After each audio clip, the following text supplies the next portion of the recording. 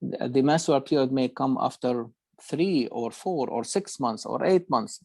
Okay, and so the menopause is not basically complete, and so this is why Quran said, if you are sure, okay, like let us say the wife did not have or her last menstrual period was 5 years ago, it is clear that she is really in the menopause. But if you, Quran is saying, in irtabtum, if you were not sure, okay, that the woman is in that stage of menopause, okay, the idda, or the waiting period, should be 3 months. And also that applies to those who basically did not have their menstrual period for other or any physiological really reason. Okay, and that I mean, again, we in medicine they refer to it as amenorrhea, which means the menstrual period is not really occurring, but not in the not because of menopause, or because the woman is pregnant, or because she is lactating or breastfeeding her child. So in that situation also, okay, the best way is really to wait for 3 months, okay, because just to make sure that this cessation of the menstrual period or the monthly course is not really related to pregnancy. Okay, and I want really to make it very clear, because this phrase "wallahi lam yahidna," okay, may give the impression that this is really about young girls who have not yet, I mean, reached really, or they did not have their menstrual period yet. But really the verse did not say "wallati lam yahidna ba'd," like, you know, it does not say that. It is saying about, it is talking about women who basically don't have, okay, they for any physiological really reason, and you are in doubt, but because the I mean, you cannot talk about. Again, I want to take this opportunity for people who may take that to mean that it is okay for young girls like to get married, okay, and this is not really what the whole surah is talking about. The surah is talking about divorce, okay, that happened after marriage. Not only marriage, but also there was really intercourse, okay. So, and Quran always talk about the age of marriage, okay. حتى إذا بلغوا النكاح. So puberty should be really the age, at least the age of marriage, but Quran adds to that, okay, حتى إذا بلغوا النكاح فإن آنستم منهم رشدا. In addition to reaching the age of marriage, which is puberty, there should be another condition satisfied, which is really the maturity that the girl has, or boy has, the boy or girl has really reached not only the age of physiologically, I mean, they have they are now capable of, I mean, um, um, multiplying, but what is also need to be satisfied, okay, that they have, you have sensed from them maturity.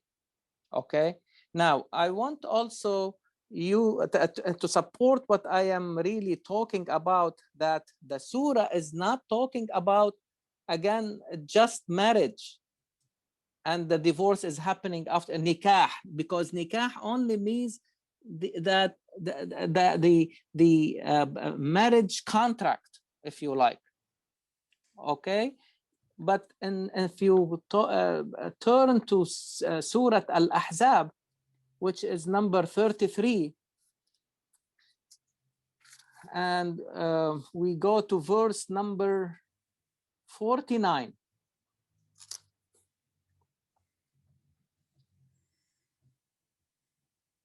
Just to support what I am saying, that the nikah, okay, it's only means the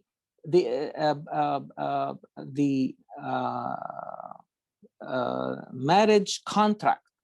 Okay, and if the divorce occurs after the marriage contract, but before they have the physical contact and mainly intercourse, okay, then there will be no waiting period.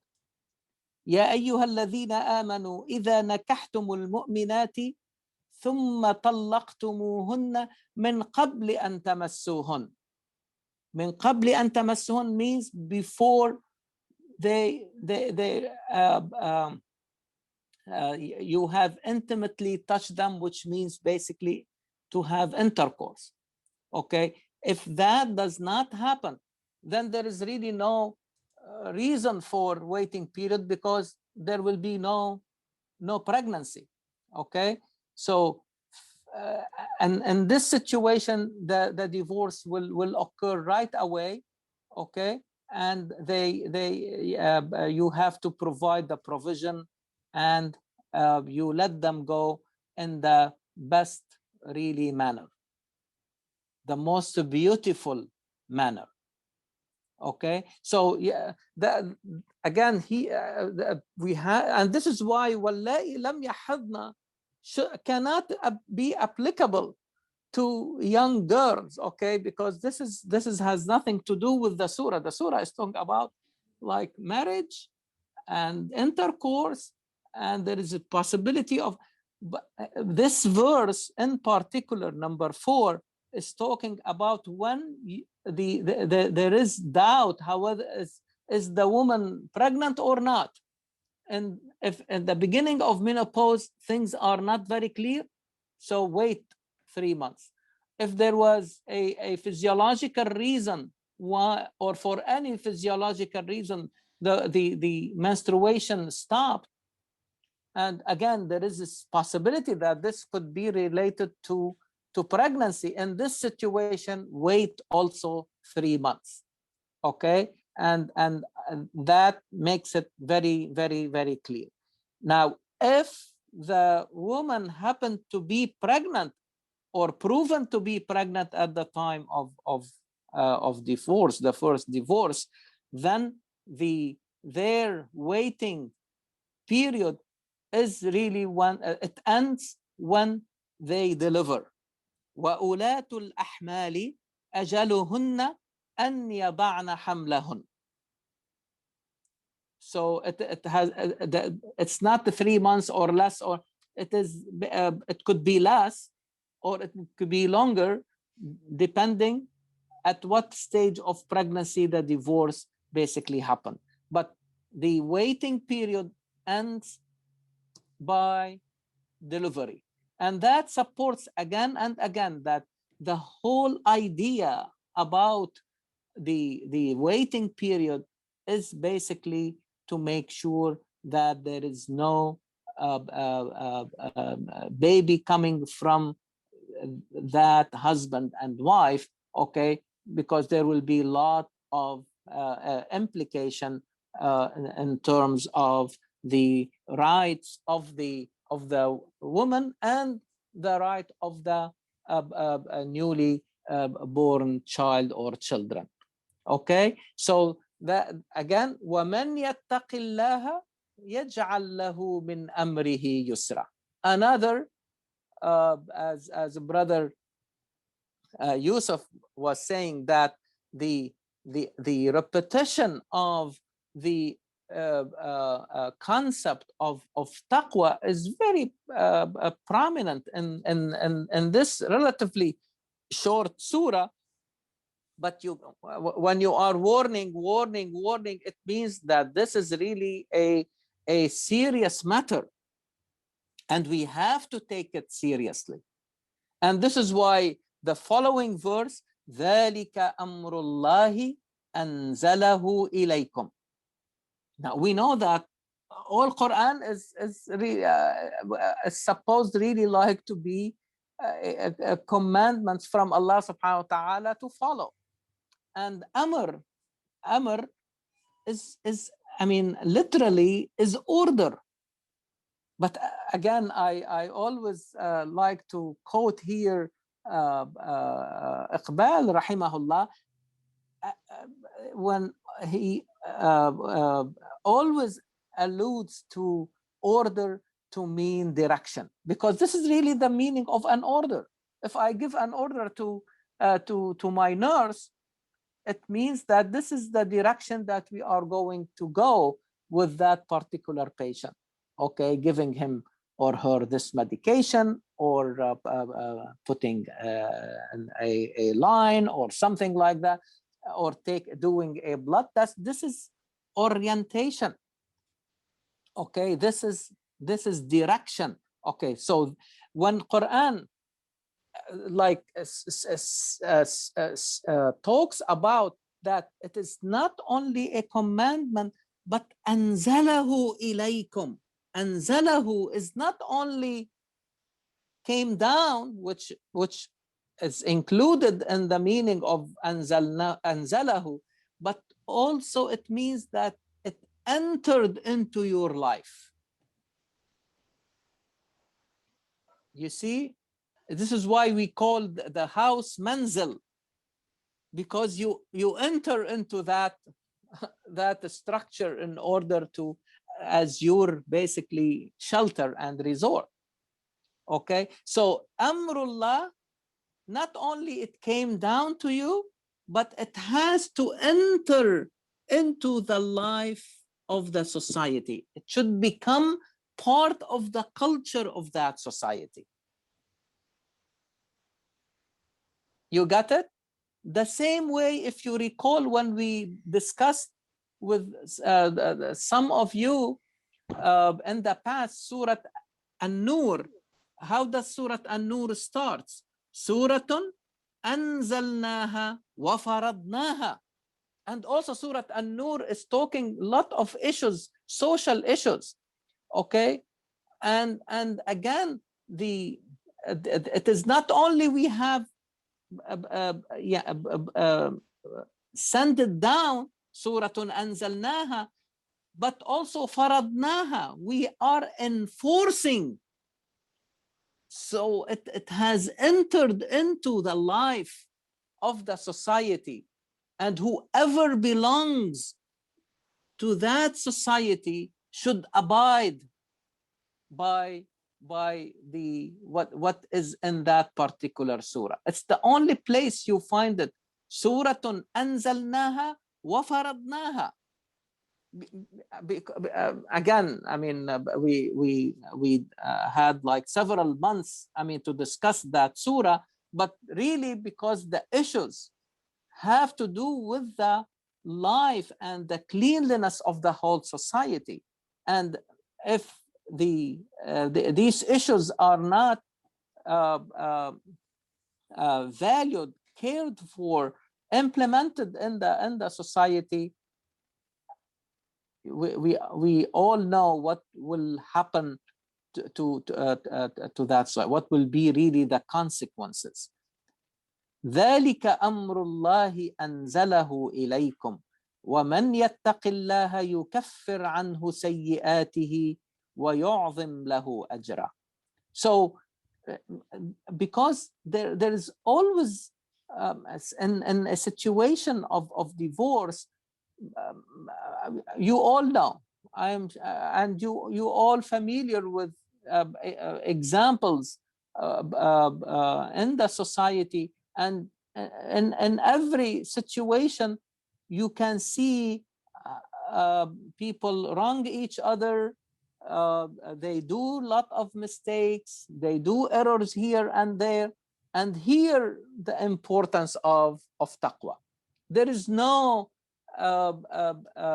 law in the book that, I mean, again, the laws protect.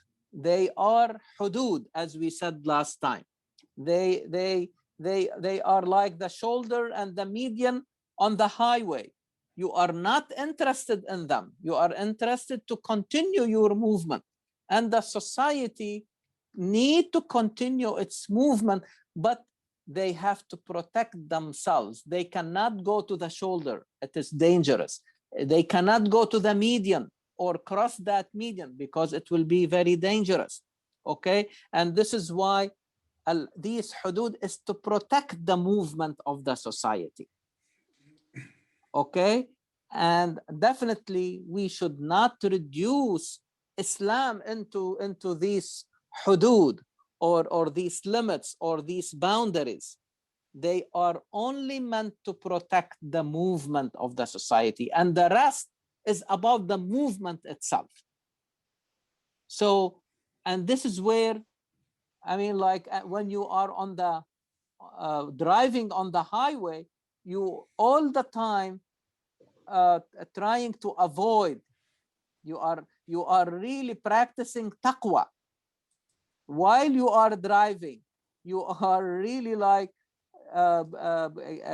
you don't want to go into the shoulder and you don't want to go into the median, okay, but to continue driving safely. Okay, and this is what taqwa literally really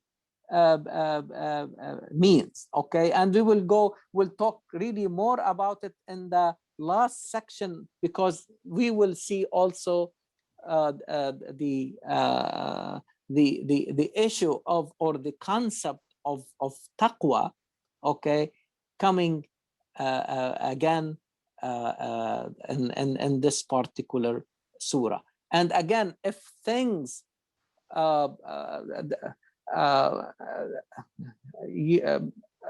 as Ibn Khaldun rahimahullah coined a very interesting concept in really in social life. He talks about societies, prosperous societies, that where its members have this internal policing, الوازع له من نفسه.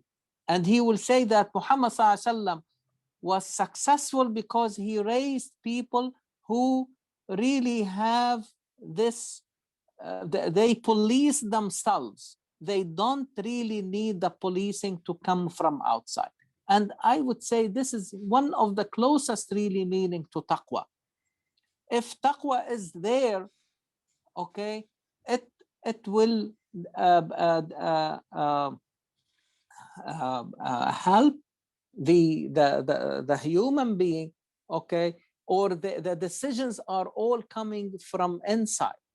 I want to stop at the red light, not because the police is watching on the other side, but I want to stop because I believe that this is the safest thing to do while driving. You see the difference between the two? If then you do not really need, okay, the lot of external policing, and one can really transform this into this mathematical relationship, internal policing is inversely proportional to external policing, which means as the internal policing increases in the hearts and minds of the members of the society, there will be less dependence on the external policing. And when the police, in this situation, the energy, if you like, or the resources available to the police will be diverted to other things, to take care of other things in the service of the people. And this is really very, very important, how you engage the society in the policing itself. And this is why, again, you can see the corollary for this. In the United States, this was observed by, for a long time, or many years ago, by Alexis Tocqueville, when he came to the United States from France in 1830-31, and he observed the American society, and he came out with very interesting observations. One of them, he said, like, if a crime is committed, okay, there will be few agents working on that crime to find who did it and to solve that that crime. While for example, he was talking about his native country, France, while he said in France there will be a lot of agents working on that crime to solve it.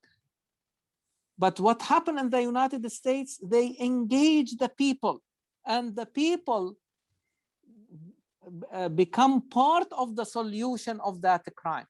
This is why till today you see that the police depends on the thousands of tips coming from the people in order really like to make it easier, and they can solve these problems and sometimes in a record time. And again, while the people in France, he said that they will be standing on the side waiting for the results of the investigation. While in the yes. Neighborhood Watch is a perfect example. What? Neighborhood Watch. And community policing. Community policing, Neighborhood Watch. Yes. So this is the whole idea. This is the idea. But you see, when you engage the people, you increase in themselves, okay, that they will be watching themselves, okay, their communities and their subdivisions. I mean, all this because, okay, then the police has limited resources. They cannot really police, especially in a large society. So then they can, and this is the point that I want to emphasize, then they can channel their resources to other things that will be important in the welfare of the society. Then you don't have to put all your resources in investigations and watching and all these things, but you again work on raising, okay, the awareness of the citizens, and the best way is to make them engaged, part of the partners, if you like, in the solution of these, or protecting the society from these wrongdoings or crimes. So again, you can expand, okay. It's again, we need, I would say, to demystify what really we mean by taqwa. every time, I mean, every time you listen to some, taqwa is part of, but ask the people, how do you understand taqwa? It remains fluffy, or they don't know how to transform this intellectual concept into a practical thing in daily life. And I will, inshallah, focus more on this in the second, in the last part of the surah, because you will see it and more really details. Okay, and that will help us to make that demystification, or how to make it an applicable concept in the life of the people. Make sense? Yes. Okay, very good. So now we get into the next section of the surah, basically verses 6 and 7. And here comes the details, okay, like, or where the rights of women and their newly born child or children, okay, will be basically protected. Okay, so the first thing, in verse number 6, you see askinuhum min haythu sakantum. Okay, what about where they are going really to live? Okay, Quran is saying askinuhum min haythu sakantum, askinuhunna min haythu sakantum. So the address is basically to the husbands. Okay, so you have to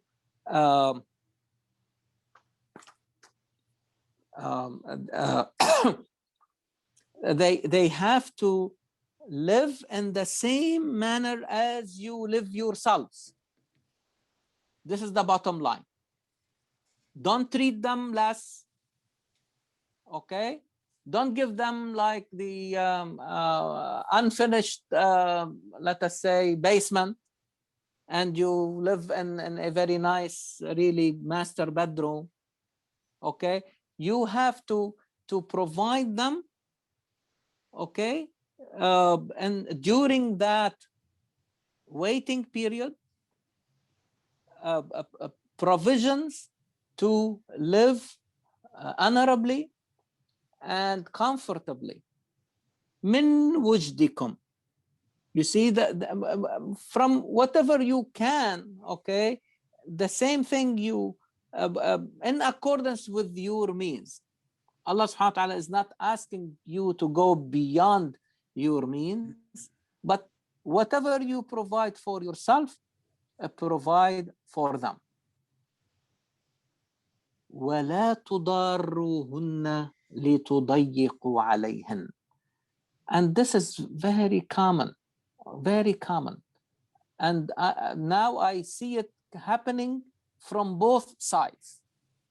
Okay, and these days, because women are really weak in the society, so the chances are more to this type of wrongdoing or annoyance to come from men. And this is why وَلَا تُضَرُّهُنَّ لِتُضَيِّقُوا عَلَيْهِنَّ.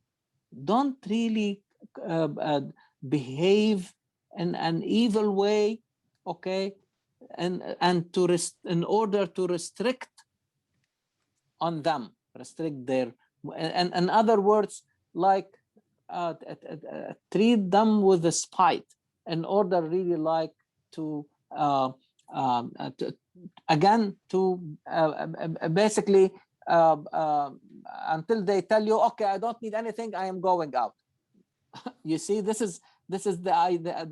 The idea is, do not do anything Do not harass them, okay, to make their life miserable by restricting on them the space, if you like, or the sustenance, okay? And when you see tudarruhunna, this is really an exaggeration of evil doing, okay? Darar. But the way Quran is saying it, this is the most amplified way of saying it. But that doesn't mean that, okay, it is okay to do them a little evil. No, no. The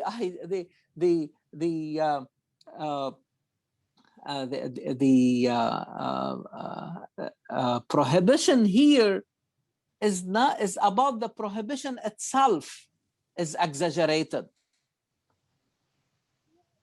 and so do not do it in the like in the most adamant way, okay? وَلَا تُضَرُّهُنَّ لِتُضَيِّقُوا عَلَيْهِنْ. And in Surah Al-Baqarah, Quran reminds man, وَلَا تَتَّخِذُوا آيَاتِ اللَّهِ هُزُوًا. Don't really take the verses coming to you from Allah in a lightly, or like in a as if you are making in a mocking way. No, this is a serious issue coming from Allah subhanahu wa ta'ala, and you need to abide by it. And this is the best way to protect women from these evil, because this is a very emotional time, and everyone thinks that he is right and and she is wrong, or she is right and he is wrong, and again there is definitely it's not going to be a civilized way of separation, okay? And so so first of all, okay, housing. And we said, and the surah said it from the beginning, لا تخرجوهن من بيوتهن ولا يخرج, at any level of divorce after they should not leave, okay? If you want, okay, the man should leave the house. And so, and you know that how unfortunate that this is not really being applied. And it's people have become heedless of this. And then they, when their interest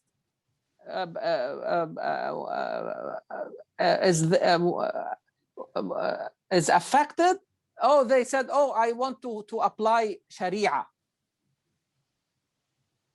But when it comes really like to restore the balance between the two parties and give each one his and her right, okay, they start to find all the excuses to go against what the command of Allah subhanahu wa ta'ala. And this is why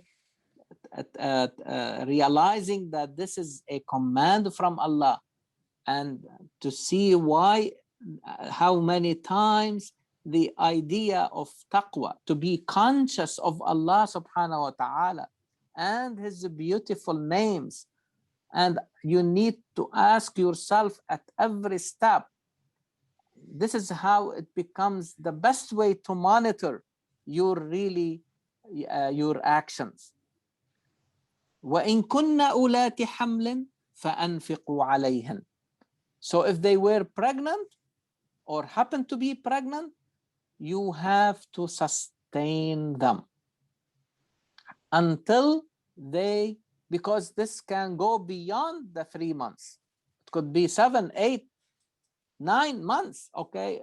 So the sustenance, okay, should be during the whole, okay, pregnancy. And after pregnancy, they are going also to breastfeed, and this will also require a lot of cost. So you need, if they are going, the divorced wife is going to lactate her child, then you have also to pay for them. And here comes this very, very important concept. This phrase, please underline this, وَأْتَمِرُوا بَيْنَكُمْ بِمَعْرُوفٍ. Do you see that, Shakil? Yes. The three words, yes. وَأْتَمِرُوا بَيْنَكُمْ بِمَعْرُوفٍ. What does that really mean? Again, وَأْتَمِرُوا, which means order. But this, you need this another verb that is coming from two sides, from both sides, okay, which means that each one will be directing the other. And بمعروف. And again, following, because Allah subhanahu wa ta'ala in Quran refers to all the high values as ma'ruf, because these are, I mean, accepted and universally known. Ma'ruf means known.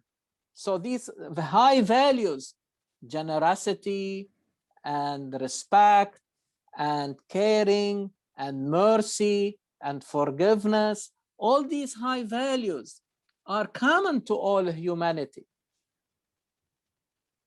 Okay, Quran refers to them without any qualifier.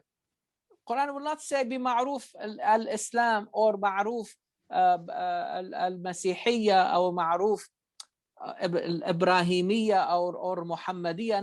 Never. Quran says يأمرون بالمعروف.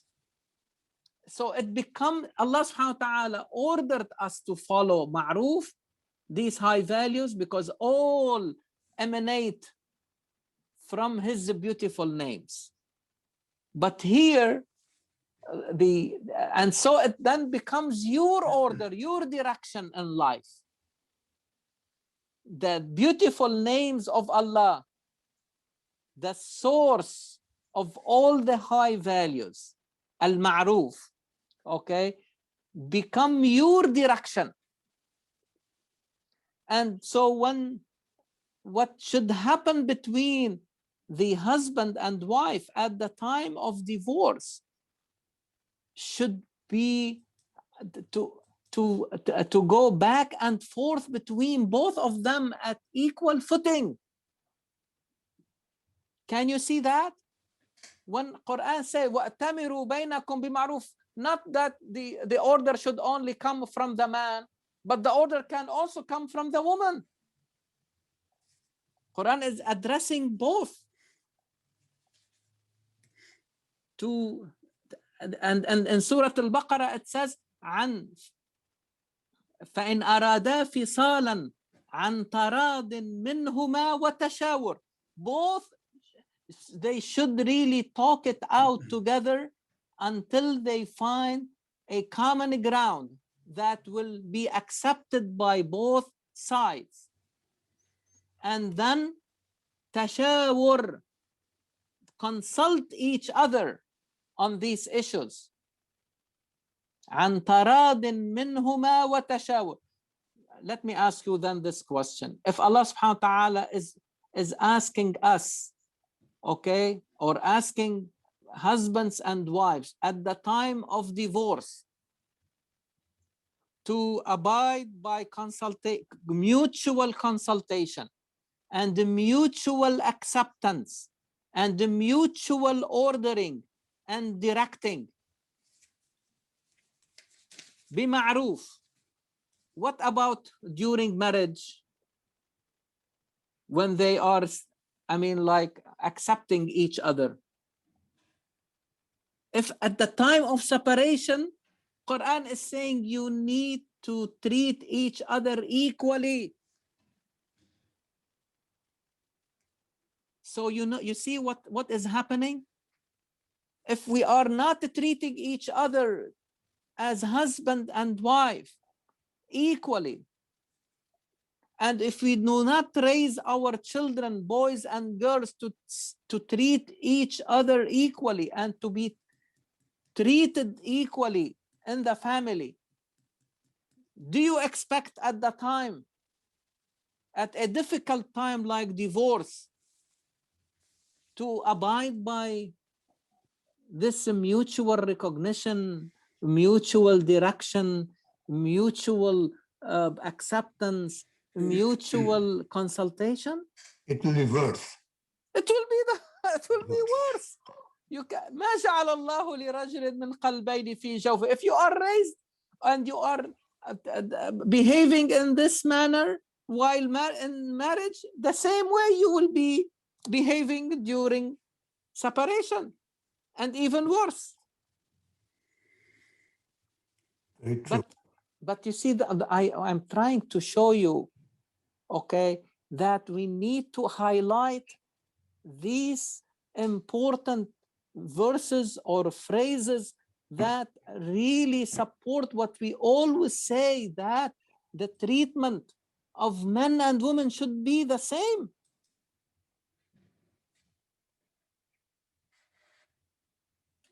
The fact that you are like given an additional task here or there doesn't make you better, but it should make you more responsible, more caring. And this is the meaning قوامون. If you are given that task of taking care of your woman, doesn't mean that you are better than them. You are tasked with something based on your function. But if the woman takes that function, that will may put her in the same responsible situation. But again, it will not make her better or doesn't make her less. وَأْتَمِرُوا بَيْنَكُمْ بِمَعْرُوفٍ. It is amazing. And if you again put it with, let me show you this verse in Surah Al-Baqarah so you will know where it is, because they really complement each other. Surah Al-Baqarah number 2.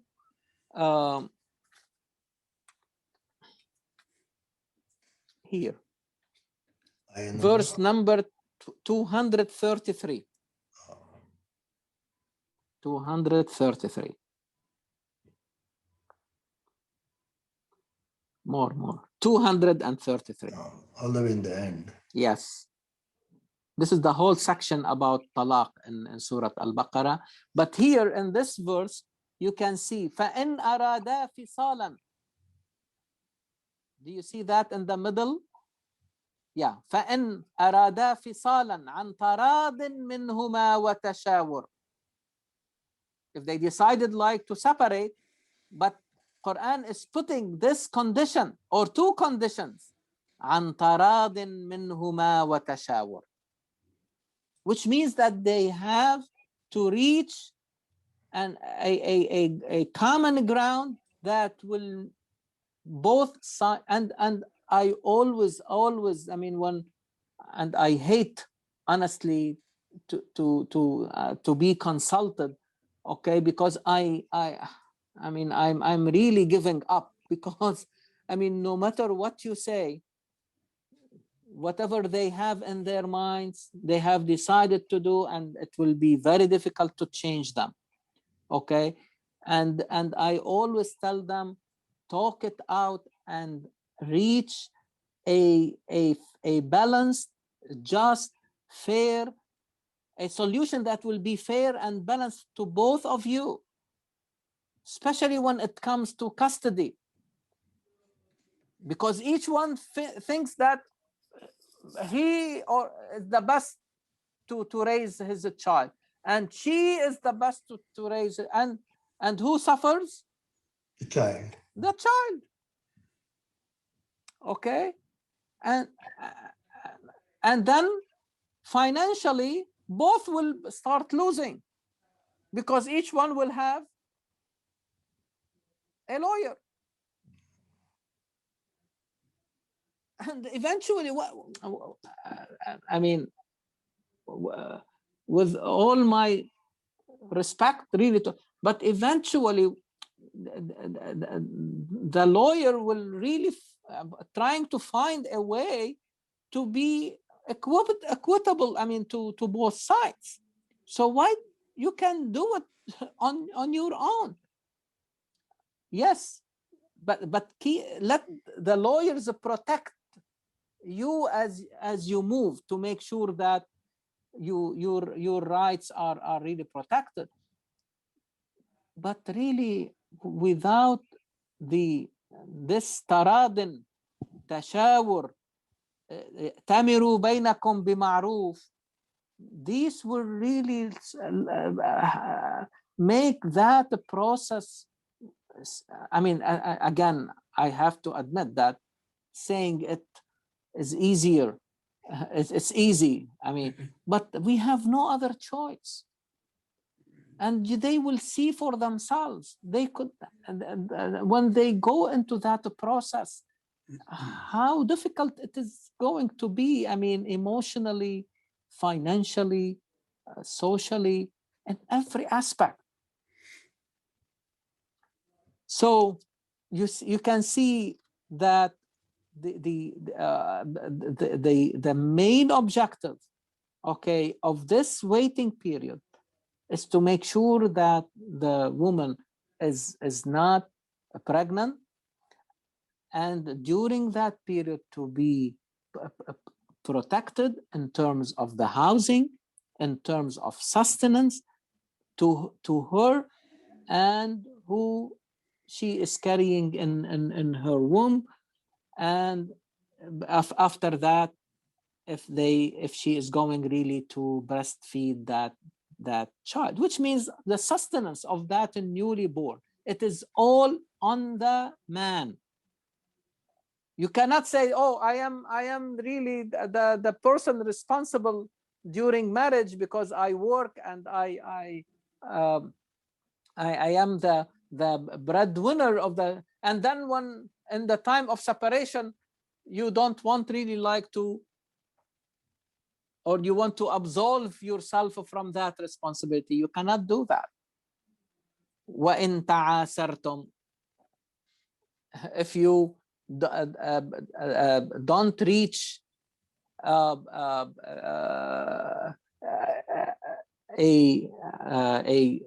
fair solution, okay, and Quran is putting it again. تعاسرتم is another verb that from usr, which means difficulty. If you make it difficult on each other, وَإِن تَعَاسَرْتُمْ, if you made it difficult to each other on both of you, okay, again another verb that comes from both sides.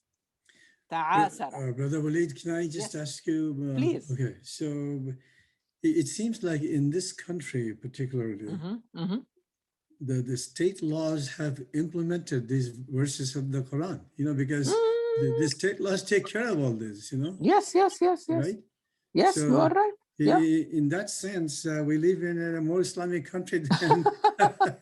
Yeah, and yes, you are right. I mean, like when it comes really to many of the laws, okay, right. they basically are not against, okay, or they are really compatible with what basically Quran. And here where we need really like to, because societies are always after fairness, okay, to their own people, okay, and this will be applicable to all the citizens, all right. And so you will find a lot of things, okay, that will not be contradictory to Quran itself. and that should really make it much easier. Okay, I mean, like to so the whole issue, okay, that I'm trying really, or what Quran is trying to that, and if you really want to live a peaceful, civilized, really life, that should come from the people. The laws are only to protect. Laws do not really raise and establish a balanced society. The laws are really for to protect the society from those who really want really to disturb the society. And again, you are talking about these things in the days of Muhammad ﷺ, where there were no courts, there were no lawyers, no army, no police. You see, I mean, this is the beauty of it, that you need to we need to understand that we need to work on the human being from the inside and from the outside. And the inside, instill in them these high ideals, these high values, and at the same time create a clean environment, okay, that would encourage and facilitate for the people to stay on the right path. I have another question to ask you. Please. Okay, so these verses, let's keep in mind the time and the period of the revelation. So Yes. This is coming at a time when this, if I may call it, kind of semi-primitive society is the formative stage, right? Okay. Yes. Now, the country that we currently live in is a very matured society. There are all kinds of laws and regulations that protect the human rights, protect the rights of the women and also men and all that. Yes. So they have already taken care of these, have implemented these verses, as a matter of fact. So it seems to me, you know. Or at least the spirit of them, yes. The spirit of the verse, right? Okay, is there a crosstalk going on? I don't know. No, that's okay. Go ahead. Oh, okay. So what I was saying is, we don't live in that country, and the people who, I mean, the countries that we came from. Okay, you are preaching to the people. It's being left to their taqwa and conscience and all that, right? There's no enforcement from at least to my knowledge, from the government side or from any other bodies, you know. But I got it. I think you are right, Brother Noor, that, and this is where I'm trying to focus on the importance of again the idea of al-wazi'u lahu min nafsi, or the idea of taqwa, okay, because this is really, you are raising a quality type of citizens, okay. Now that doesn't mean that the society will grow, okay, to find for itself, okay, the type of institutions and the programs that would really protect, okay, or implement these, I mean, ideals and concepts, okay, and this is why the Sahaba themselves, okay, because after Muhammad ﷺ left this life, okay, they were on their own, and they went outside Arabia, and they were in contact with more advanced societies, okay, compared to what they were experiencing in that part of the world, okay, no question about it. So they did not say, oh, we don't want this anymore and let us destroy them.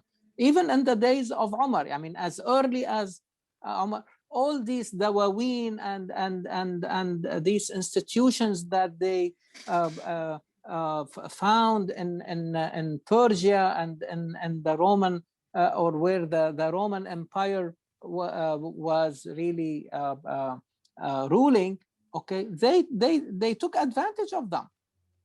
They had no issue. They assimilated, I mean, all these things without diluting the concepts, without diluting the principles. You see what I mean? So yeah. Whatever was available to make their life easier and the life of their citizens easier, they took advantage of it. And they start building these institutions on, these institutions were founded on these principles. You see what I mean? And so now time went on, and things really changed over time. And this is what some of the questions I wanted really to put before all of you. We were talking about, I mean, when we, how do we know about the woman if she is pregnant? Or now we have tests.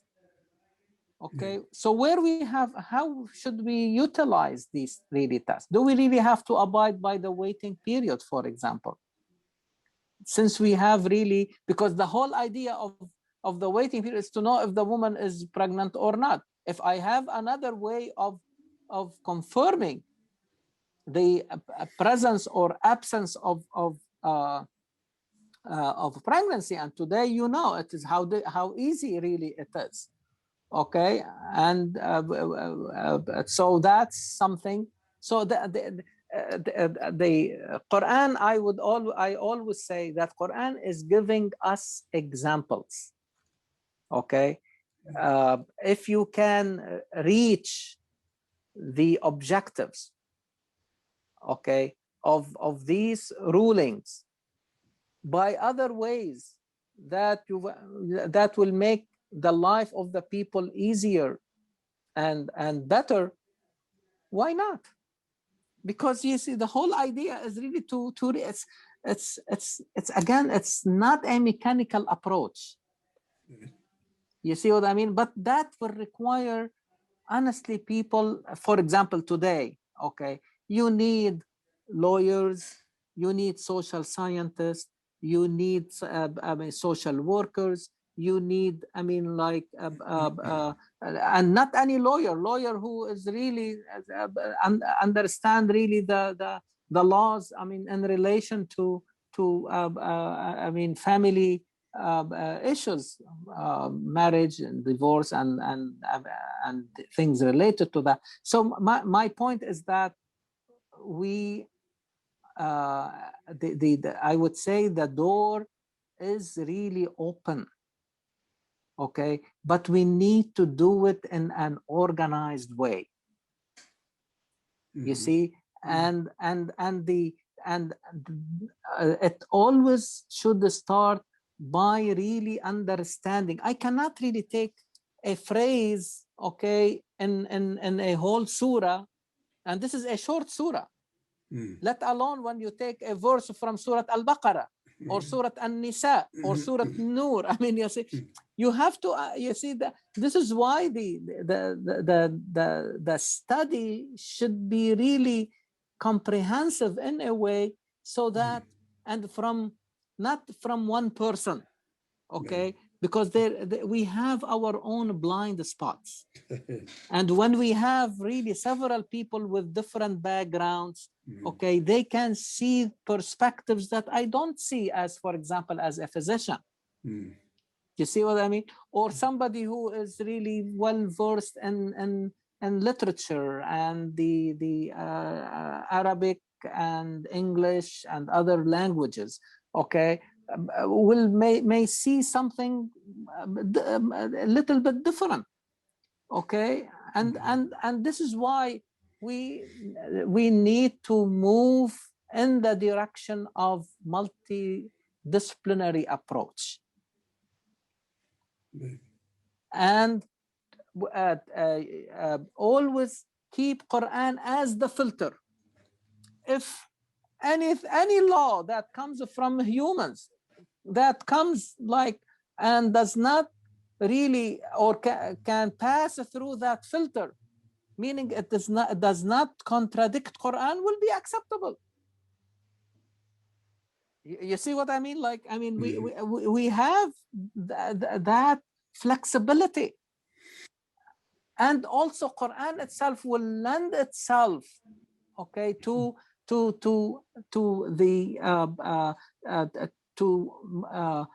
deeper meanings that will help us to respond to the new challenges and the new time, new space, new circumstances.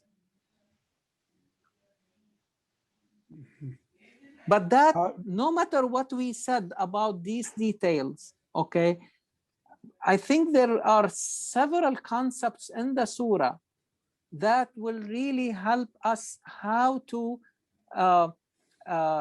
strengthen the citizen, however it is a man or especially woman, from inside. And the laws are only to protect the society. It will not, I mean, there may be laws filling all the books, but if you don't really find somebody who is really willing to abide, willing to be fair, willing to be just, willing to apply, who is and who policing himself or herself, okay, there will be no way. I mean, these laws really like to make out of us a good society. Dr. Walid, I have one quick question. Please, go ahead. When do we think that we have a knowledge to a level that we can trust and then substitute for the laws Allah Ta'ala has specifically mentioned in the Quran? Yes. Again, it is not substitute, okay, but it will be achieving the same objective. You see what I mean? Like, let me give you for an example, okay? Because time changes, okay? And for example, Quran says that if you migrate, okay, this earth is very wide and you can go anywhere you want, okay? يجد في الأرض مراغما كثيرا وسعا, okay? But today, if you want really like to move from one country to another, is it as simple as it used to be in the past? Now you have, so I need to understand these verses in the context of the new structure of knowledge. The new structure of knowledge tells me that there are boundaries between, I mean, between countries. I need to take that into consideration. There is the concept of visa. I have to understand that. You see what I mean? So it's how this is where we have to make deeper thinking on how to achieve the objectives, okay, in view of the new structure of knowledge. I cannot do that in the structure of knowledge that was prevalent, okay, 1,000 years ago, or 100, or even 50 years ago. It's as if you are asking me as a physician, okay, to treat a patient who has an ulcer disease the same way. I mean, we have I used to treat it when I was in medical school or in early in residency on early of my practice. Things have changed not long time ago.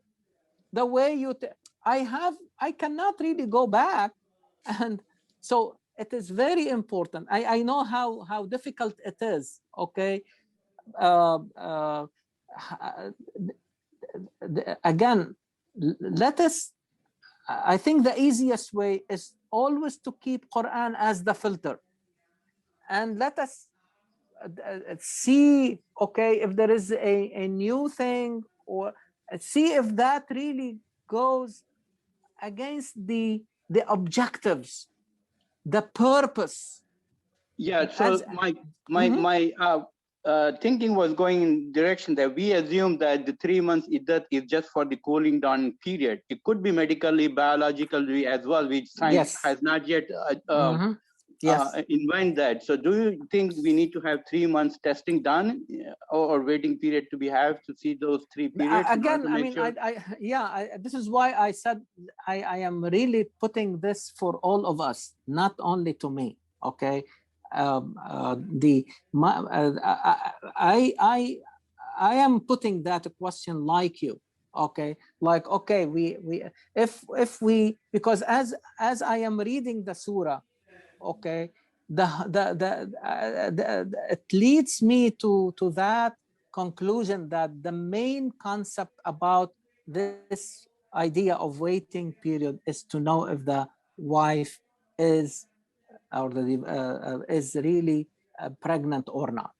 What I am saying that today we have other ways of knowing this. Would this be acceptable? I would say yes, because I mean, like the 3 months was really just based on observation, because they have no other ways of knowing. I think the answer is quite obvious, right? It's because they didn't have the technology. We do. Exactly. Yeah, this is why exactly. Yeah. So needed again. We need to, again, Quran is again, it depends on how you look. To me, I see that Quran is putting before us examples that applies to that situation at that time. Now you have to find your own ways, okay, to achieve the same objectives. Brother Walid, you know, this brings me to bring up another point of view. Yeah. See, I have started studying the Quran, and I pay a lot of importance to understanding the underlying principle behind an ayah or a group of ayahs, you see? And this is a prime example. Yes. Okay, so the 3 months, what is the principle is to ascertain that whether or not the pregnancy was there. And now we have a different means. No, my question is that the only thing Allah intends over there? It might be something else, underlying principle out there we are not seeing right now. We are depending too much on science. Yes, but you see, the point is, like, if you noticed when we were talking about the verse number 4, that وَأُولَاتُ الْأَحْمَالِ أَجَلُهُنَّ أَنْ يَضَعْنَ حَمْلَهُنَّ. You see, so it was clear, okay, or واللائي يئسن من المحيض من نسائكم إن ارتبتم فعدتهن ثلاثة أشهر واللائي لم يحض. So all this is really to make sure that the wife is not really pregnant. And if it happened to be pregnant, the 3 months doesn't apply anymore. Exactly. It has to be until the pregnancy ends by delivery. أن يضعن حملهن. You see, and that's what made me, I mean, it became clear to me that the whole idea of the waiting period, and this applies the same thing if the husband dies, okay, what would be, there should be also a waiting period. And the idea behind it, again, is the same way, to make sure that it has nothing to do with like respecting the wife or respecting the husband or whatever. Okay, this has nothing to do. This is from Jahiliyyah. And this is written in the commentaries. Yeah, okay, absolutely. this is Quran is bringing new concepts. Right. Okay, it has nothing to do with the status of the husband or whatever. So this means as if you are really discriminating against the woman. Okay, no, it has nothing to do with that. It's really to continue to have an organized society, okay, where you know these children to whom they belong and who will be responsible for. Yes. There's a question, I think just one of the sister wrote down, is there a time limit between second and third divorce? I think that's more along the line, and what we are talking about here is waiting period between the divorce is finalized. And there's a question is there a time limit between second and third divorce? What if the time period between second and third divorce is prolonged to several years? Yeah. That's something that is more specific, right? But if you notice really the verse number in this surah and also in Surah Al-Baqarah, verse number 2, فَإِذَا بَلَغْنَا أَجَلَهُنَّ فَأَمْسِكُوهُنَّ بِمَعْرُوفٍ أَوْ فَارِقُوهُنَّ بِمَعْرُوفٍ. So once the waiting period ends, they have to make, or the husbands have to make that decision. Either they go to to say, okay, you are divorced, فارقوهن, or they decide like to go back. So and in fact, this is why Quran said in Surah Al-Baqarah, وَلَا تَتَّخِذُوا آيَاتِ اللَّهِ هُزُوًا, because some husbands may take advantage of this idea, okay, waiting period, and every time they bring them back before the end of the 3 months, okay, which means that there is no talaq, and they start the talaq again. Yeah, they cannot prolong. I think that's what. Yes, this is why Quran said you cannot do that. لا تتخذوا آيات الله هزوا. I am revealing to you these things to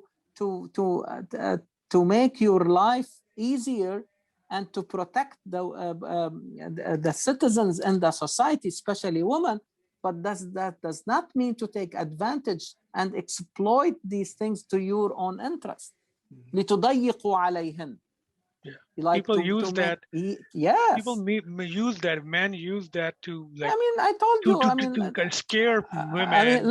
I'm telling you, you're لا in تخرجوهن danger. لا تخرجوهن من بيوتهن. Do you know how they applied it? That you cannot. You have to stay at home and you cannot go out any. Yeah. This is not the idea. No. Don't go out. This means that this is where you have to live. Yeah. أسكنوهم من حيث. You see how Quran then goes into more details. أسكنوهم من حيث سكن. This is why we put the structure, يا جماعة. We put back the structure of the surah, the diagram. Because this is the whole idea of understanding the structure of the surah, which is really new to me. Now I can understand the surah much better. 1 to 4 is symmetrically opposite to 6 and 7, which means that the symmetry between these verses to complement each other. So the first verse said لا تخرجوهن من بيوتهن, and verse number 6 it says أسكنوهم من حيث سكنتم, giving us now the details about how the housing, what should we be looking for when it comes to providing appropriate housing for a divorced woman during that waiting period. And by the way, I mean the idea of housing applies to all stages of divorce. And there is also a chance for the husband to make a will, especially in the case of death. Okay, so before they die, men can, to protect their wives, okay, especially when it comes to housing, because the inheritors may come and say, okay, this, you are not anymore the wife of our brother or whatever, or our father, whatever, and then you have to leave. So the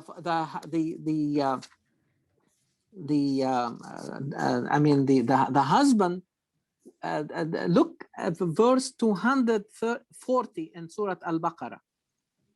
240, very beautiful verse, and nobody cares. Nobody looks into these things, unfortunately.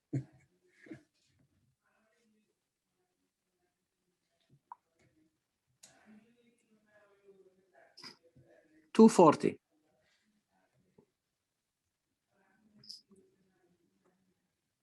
والذين يتوفون منكم ويذرون أزواجا, those of you who die and leaving behind them their wives, okay, وصية لأزواجهم, they can leave a will, okay, like in the favor of their wives, متاعا إلى الحول غير إخراج, they will stay for at least for 1 year in their house and nobody can kick them out. If they decide, فإن خرجنا فلا جناح عليكم, if the woman like get married again, okay, then they can do that because they are still doing things that are acceptable. فلا جناح عليكم فيما فعلنا في أنفسهن من معروف. No, You see? Brother Walid, the state laws in this country very well take care of all these things, you know. So, Yeah.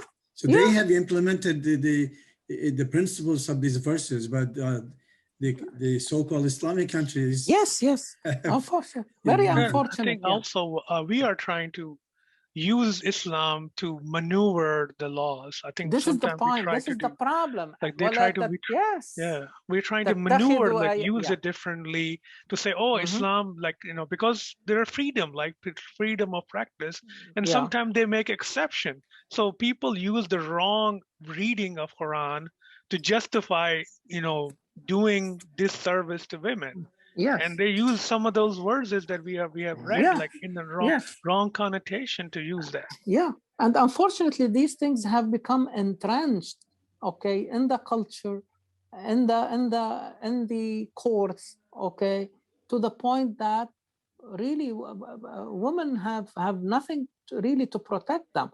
Now, where the laws should really be expanded to prevent this of taking these verses in a mocking way, okay, and this is really the work of lawyers, just judges and people who understand really the law and how to make new laws, okay, to protect, okay, and so. And you can apply this not only to marriage and divorce, but also to inheritance. You know that women are not receiving their even what is like on the face of it mentioned, and we are like saying now, oh, we have like to develop a new even the current okay, that were applicable. And the time of Muhammad sallallahu alaihi wasallam, they don't want to apply them. You see what? So while I was really reading, really in depth about Iqbal rahimahullah, he was very unhappy, or he at least and from his writings. I mean, I'm not saying how people felt about this from their relationship with him. No. What he basically recorded, not only in his poetry, but also he has a lot of things that he wrote. okay, and even in his own memoirs or his private writings. So he wanted really like to make some advances in how to understand really these laws, okay, especially the ones that are related to inheritance and I mean, like to look at them in the new structure of knowledge, in the new structure of the new dynamics of our own societies.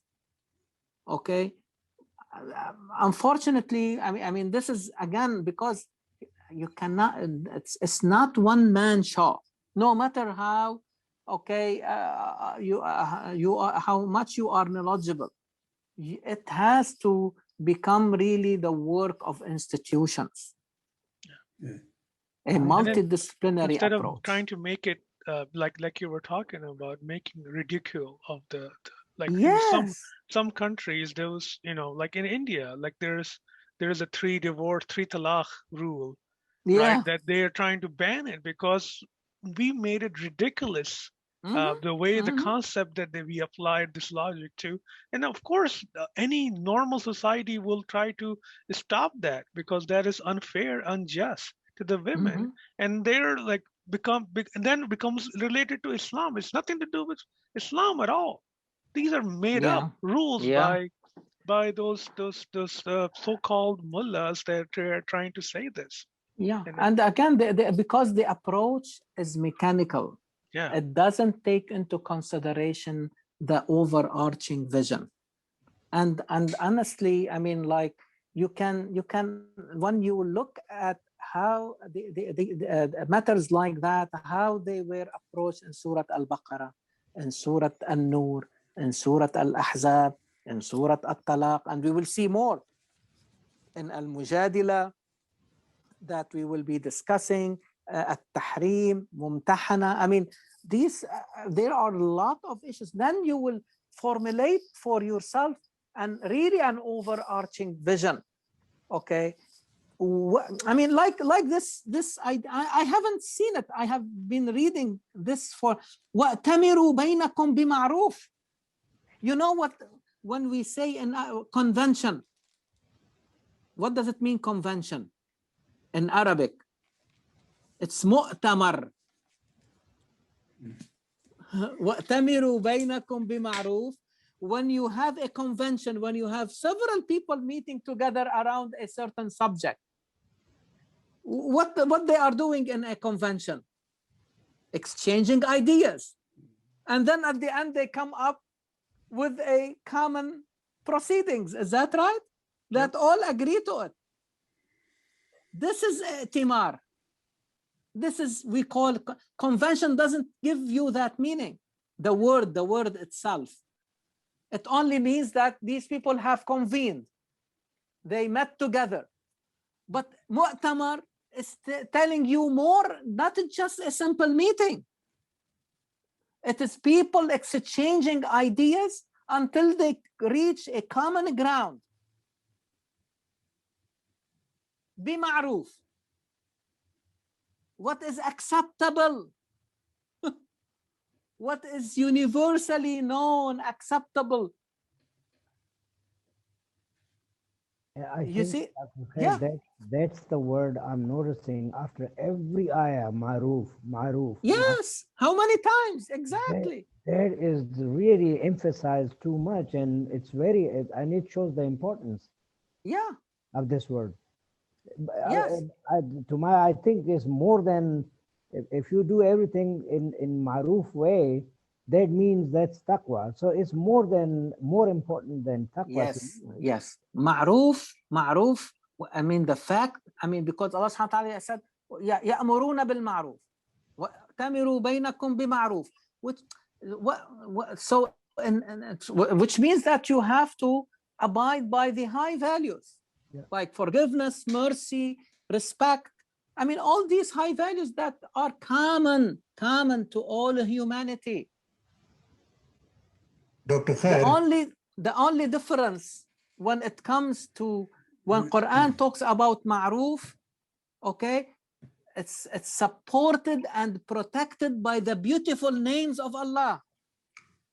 It's not really the convention or the invention of humans. Dr. Khair, Yes, please. Maruf come from the term Arif and Arif. Arafa, Arif. to know. Ana Arif. No, So Ana Ma'ruf Arif. is Ana Arif, I know. Ma'ruf, known, universally known. Right. When you talk about as-sidq, trustworthiness, Right. in contrast to saying, lies or lying, okay? Do you see anybody in the whole, humanity who says that lying is better than saying the truth? No. Even those who lie, who are pathologically liars, okay? They know that it is not really right. Right. And they will not accept lying from others. So in other words, really, like, this is why Quran is saying ma'ruf without any qualifier, because this is really universally acceptable, which is very strong idea from Quran, that these high values are not the monopoly of any group. So don't say Christian, Judeo-Christian values as if the others don't have values. You see, it doesn't matter. Even the atheists can have values. Yeah. If they abide by them, they can follow these values. Right.